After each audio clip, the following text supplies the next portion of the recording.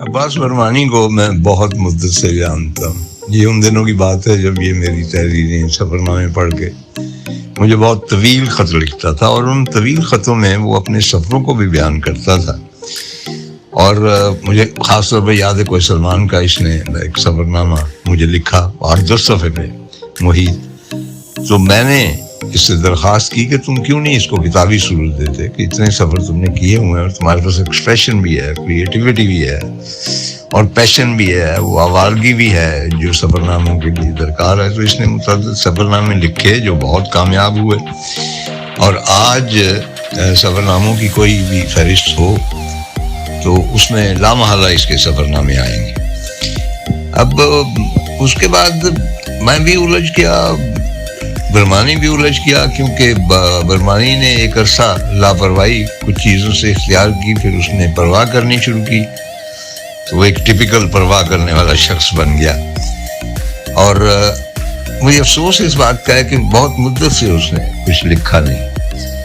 یہ میں سمجھتا ہوں کہ اس کے پاس جو ٹیلنٹ ہے، جو شاید کم ہی لوگوں کے پاس ہے، اس کے ساتھ زیادتی ہے، اسے مزید لکھنا چاہیے. اب اس نے اپنا جو چینل یا سیٹ اپ جو کیا ہے، تو اس میں بھی اس کی اپنی انڈیویجویلٹی جو ہے وہ بڑی واضح ہے. مثلا مجھے بھیجتا رہتا ہے جو ویڈیوز یہ لیتا ہے، مثلا وائلڈ لائف کے حوالے سے اس نے جو تیار کیا، اور زیادہ تر وائلڈ لائف جو ہے وہ اس کا جو اپنا تکیہ ہے اس کے ارد گرد کی ہے، لیکن اس کو شوٹ اس طرح اس نے کیا ہے کہ وہ لگتا ہے کہ کوئی جوگی کا ٹھکانہ ہے، بھی جوگی ہے. ایک اور بات میں عرض کر دینا چاہتا ہوں کہ یہ لے کے گیا مجھے، اس نے پورا ارینج کیا دریائے سندھ میں جو موہانوں کی کشتی ہوتی ہے، اس میں ایک سفر تھا 2-3 راتوں کا. تو اس سفر نے مجھے قربت مرگ میں محبت لکھنے پہ مجبور کیا. میں سمجھتا ہوں کہ اگر برمانی مجھے وہاں پہ نہ لے کے جاتا تو یہ ناول نہ لکھا جاتا، کیونکہ اس ناول کا پورا ڈھانچہ جو ہے وہ سندھ کے سفر پہ قائم. تو ظاہر ہے کہ میں شکر گزار ہوں اس کا، اور میری خواہش ہے کہ کبھی پھر وہ مجھے سندھ کے سفر پہ لے جائے.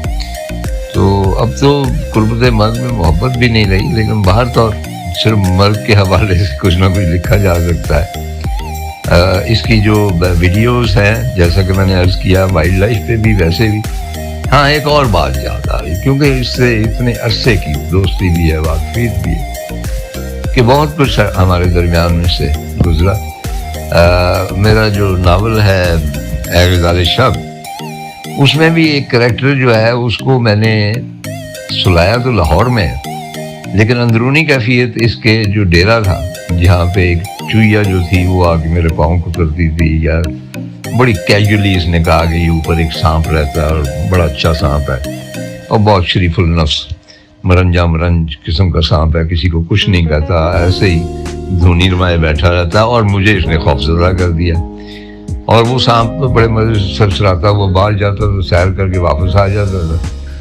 تو اس کے نہ صرف انسانوں سے تعلقات ہے، بلکہ حشرات الارض کے ساتھ بھی اس کے بڑے اچھے تعلقات ہیں. یہ جو اس نے سیٹ اپ بنایا، غالباً اس کو 1 سال ہو گیا اور بہت پاپولر ہے، اور مجھے امید ہے کہ آئندہ بھی یہ اپنی جو آوارگی ہے، جو حصے آوارگی ہے، اس کو بروئے کار لا کر مختلف ویڈیوز یہ لانچ کرتا رہے گا. لیکن اس کے ساتھ ساتھ میں ظاہر ہے کہ میری بھی کچھ ریزرویشن ہے. میں یہ سمجھتا ہوں کہ بھئی اگر سوشل میڈیا جو ہے اس پہ 1 لاکھ لائکس ہوں، تو اگر وہ کتاب کی صورت ہو اور صرف ایک شخص پڑھے اس کو، تو وہ 1 لاکھ سے زیادہ مطلب ہے کہ کریٹیو اور ایک زندگی کو سمجھ لینے والا عمل ہوگا. تو آخری خواہش جو ہے، یعنی اس میسج کی، ان دنوں تو ویسے ہی میں آخری خواہشیں کر رہا ہوں، آخری کار بھی لے لی، آخری گھر میں بھی آ گئے، آخری عشق یہ تو ہزاروں سال گزر گئے، تو ویسا نہیں. لیکن بہرحال اس میسج کی آخری بات یہ ہے کہ میری اب بھی خواہش ہے کہ وہ ایک اور کتاب